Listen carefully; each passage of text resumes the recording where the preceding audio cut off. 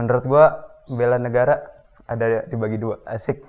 Hampir seminggu isinya tentang korupsi, dan korupsi. Pernah gua nggak pernah baca koran, nggak pernah baca majalah. Jadi makanya gue dari itu belajar gimana kita walaupun berbeda agama, tapi kita tetap menjaga toleransi umat beragama itu sendiri. Mari kita duduk dan berkumpul di sini, hilangkan duka lara dan beban di hati, mendengarkan renungan yang menginspirasi. Pojok Iman.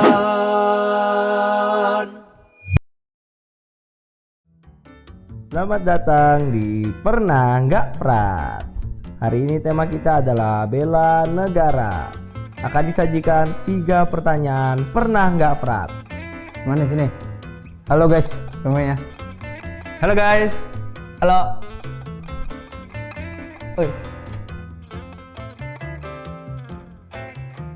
Kenalin, nama gua Frater Vian. Kenalin, nama gue Frater Yohanes. Perkenalin, nama gua Felix Fajar Surya. Nama gua silakan panggil gua Surya.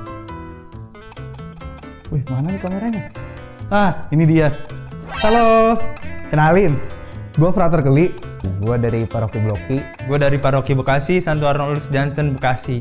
Gua dari Paroki Pamulang, Gereja Santo Barnabas. Gue dari Paroki Kelapa Gading. Asal seminari gua dulu dari Seminari Mertoyudan. Terus juga gua dari Seminari Menengah Wacana Bakti. Asal seminari gue dari Seminari Menengah Wacana Bakti. Gue juga dari Seminari Menengah Wacana Bakti, dan salah satu alasan gue pengen menjadi Romo adalah karena kenapa ya? Sekilas aja kalau kenapa gue mau jadi Romo, karena gue rasa di zaman sekarang pilihan ini nggak banyak yang milih. Ya udah, akhirnya gue merasa sebagai yang perlu melanjutkannya. Karena mungkin bagi gue nggak ada alasan lain untuk jadi yang lain. Oke, gitu. Alasan sederhana dan singkat kenapa gue pengen jadi imam ya karena gue terinspirasi dari seorang imam di paroki gue yang menurut gue tuh bijaksana dan merangkul semua umat. Alasan kenapa gue pengen jadi Romo itu karena gue pengen ngabdi buat gereja. Pertanyaan pertama, pernah nggak frat mengetahui soal apa yang namanya bela negara?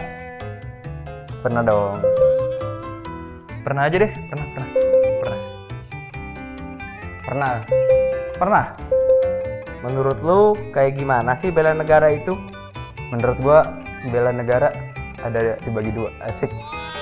Jadi tuh ada yang fisik dan non fisik ya. Kalau fisik udah pasti yang dari militer gitu kan, dari para bapak-bapak tentara gitu. Tapi terus juga ini waktu gue juga pernah dengar tuh yang ada kita juga ikut wajib militer atau gimana gitu. Nah itu gue langsung ciut ya. Ya udahlah, menurut gue caranya bukan militer aja atau fisik aja, tapi juga bisa non fisik dari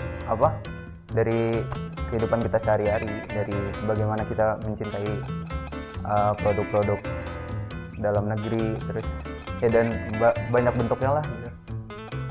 Kalau menurut gue, setahu yang gue tahu itu bela negara itu bagaimana usaha lu untuk memajukan bangsa negara lu. Pokoknya lu bertindak gimana pun caranya untuk membuat bangsa lu ini, negara lu ini menjadi maju, menjadi lebih baik. Itu cukup. Itu bela negara menurut gue. Pengertian di PKN itu kan yang bela negara adalah hak dan kewajiban setiap warga negara untuk bla. Begitulah. Jadi tapi gue nggak bakal bahas tentang itu karena ya bela negara ya macam-macam ya. Contohnya misalnya jadi polisi, jadi TNI dan sebagainya yang benar-benar ngebelain negara dari tindakan dari teroris dan sebagainya. Tapi kita juga bisa ngelakuin bela negara dari hal-hal kecil. Misalnya kalau dari pelajar bisa belajar dengan sebaik-baiknya, fokus ke bidangnya, terus juga bisa ya pokoknya bela negara, yang penting majuin negara lah. Pandangan gue tentang bela negara tuh suatu hal yang sangat positif mendukung kemajuan bangsa untuk kita terhadap partisipasi terhadap negara kita gimana? Pertanyaan kedua. Pernah nggak, Frat? Lu membela negara? Pernah. Pernah. Pernah dong.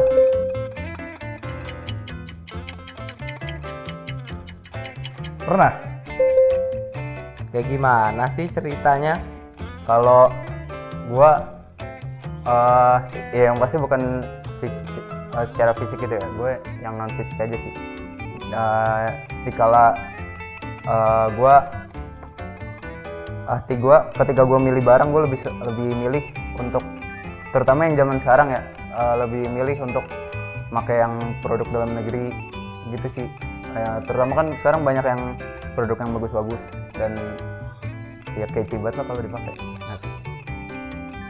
Ya, seperti yang tadi gue bilang kan, usaha untuk membela negara lu, untuk memajukan bangsa lu. Tadi kalau udah dijelasin ada yang bentuknya bentuk fisik, tadi kan sempat dijelasin oleh Frater Vian, itu perang-perang, masalah perang, tentara dan lain sebagainya, terus memakai produk-produk Indonesia. Satu lagi gue mau nambahin, usaha bela negara juga bisa lewat ketika lu belajar, ketika lu tidak malas-malasan untuk menjalani hidup lu, untuk melakukan studi. Karena dengan lu belajar, lu bisa memajukan bangsa lu, memajukan Indonesia, dan bisa memberatakan kemajuan ilmu pengetahuan itu sendiri.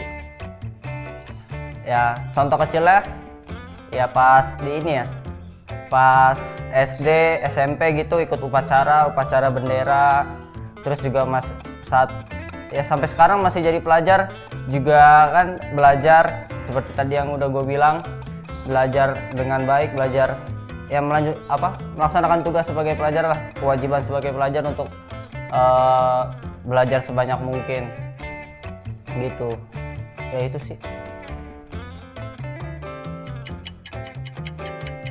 Itu gue waktu itu ketika pas gue masih SMP, jadi gue itu ada acara, sebuah acara tuh gue diajak untuk ikut partisipasi buat jadi latihan baris berbaris untuk menyiapkan di misa 17 Agustus, dimana di misa itu gue jadi pembawa bendera. Pertanyaan ketiga. Pernah nggak, Frat, lu merasa masa bodoh terhadap bela negara? Pernah, Pak. Ya, gue pernah masa bodoh terhadap bela negara. Masa bodoh pernah. Gue pernah sekali masa bodoh itu tentang bela negara. Terutama ini ya, dimana gue merasa kesal dengan ketika gue melihat berita ada koruptor yang tertangkap. Terutama itu gue kayak kesal banget, dimana gue udah dimana gue atau teman-teman yang lainnya di rumah gitu, di kehidupan masing-masing udah berusaha sesungguhnya buat bela negara dengan caranya masing-masing, tetapi ada 1-2 orang yang menjadi kepercayaan kita, tapi mereka menyalahgunakan kepercayaan kita gitu dengan berbuat seenaknya gitu. Pas itu sempat gua baca di koran tuh hampir seminggu isinya tentang korupsi. Coba ketika lu tahu pemimpin negara lu korupsi, padahal di tengah-tengah itu pada masa pandemi itu masih banyak orang-orang miskin di jalanan yang bahkan nggak pernah makan sekalipun, yang jarang makan lah istilahnya. Tapi bagaimana ketika lu melihat pemimpin yang lu percaya itu korupsi? Ya, ada masa dimana ketika gue benar-benar masa bodoh, benar-benar cuek lah sama bela negara. Ketika gue nggak pernah baca koran, nggak pernah baca majalah, itu sekitar ya lama lah jangka waktunya. Gue nggak pernah baca koran, nggak pernah baca majalah, sehingga gue nggak tahu konteks zaman sekarang nih, maksudnya ini zaman ini lagi atau enggak hari ini nih terjadi apa, hari kemarin terjadi apa, gue nggak pernah baca, nggak pernah baca koran gitu. Jadi ya gue nggak ngerti gimana Indonesia sekarang gitu. Dan menurut gue itu salah satu contoh konkret gue nggak pernah masa bodoh tentang bela negara. Itu ketika gue pernah lihat gue punya pandangan yang skeptis gitu, ngelihat di mana orang-orang nih kayak udah pada nggak mendukung gitu, nggak ikut, bahkan diri gue sendiri aja udah nggak punya semangat gitu. Makanya gue malah jadi terserap dengan apa yang di luar gitu, jadi gue malah udahlah, gue masa bodoh gitu. Last but not least, sebagai orang Katolik, apalagi lu frater nih, gimana sih cara membela negara pada zaman sekarang? Gua ngapain ya? Gua ya yang pasti yang bisa kita lakukan membangun sikap toleransi, dan yang penting kerjasama di zaman sekarang. Udah deh, kita sekarang udah nggak, kalau masalah ini, masalah agama, masalah kepercayaan kita udah nggak perlu menang-menangan, nggak perlu lebih baik siapa. Kita yang penting sekarang bekerja sama aja coy untuk membangun kerukunan itu. Buat lu kaum muda dan buat gue juga, salah satu yang gue tawarin untuk lu semua untuk membela negara lu itu sendiri, ya pertama yang tadi gue bilang, lu belajar yang rajin, jangan males-malesan, lu kreatif, itu udah merupakan suatu bentuk bela negara lu. Terus yang kedua tadi, toleransi di mana lu menghargai perbedaan. Bangsa kita ini berbeda, jangan jadikan yang berbeda itu sama. Jadi hargailah perbedaan itu sebagai kekayaan bagi bangsa lu itu sendiri. Untuk bela negara ya hal sederhana seperti tadi gue udah bilang sih ya. Hal sederhana, sesederhana ya hidup damai.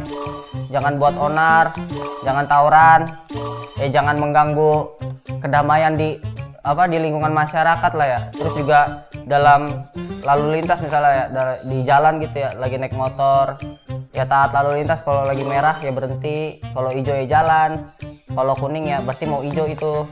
Terus juga kalau naik mobil ya kalau udah punya SIM gitu kan, terus juga jangan lupa pakai helm, maksudnya kalau pakai motor gitu. Terus pakai sepeda juga bisa pakai helm dan sebagainya gitu. Yang bisa gue lakuin itu cuma satu.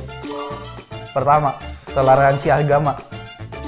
Itu karena gue punya, di kampung gue punya keluarga yang keluarganya keluarga muslim. Jadi gue tahu gimana cara berhadapan dengan mereka. Dengan gue sendiri, keluarga gue itu kalau di kampung cuman gue doang yang Katolik, keluarga gue doang. Jadi makanya gue dari itu belajar gimana kita walaupun berbeda agama, tapi kita tetap menjaga toleransi umat beragama itu sendiri. Terima kasih. Itu saja dari gue, terima kasih.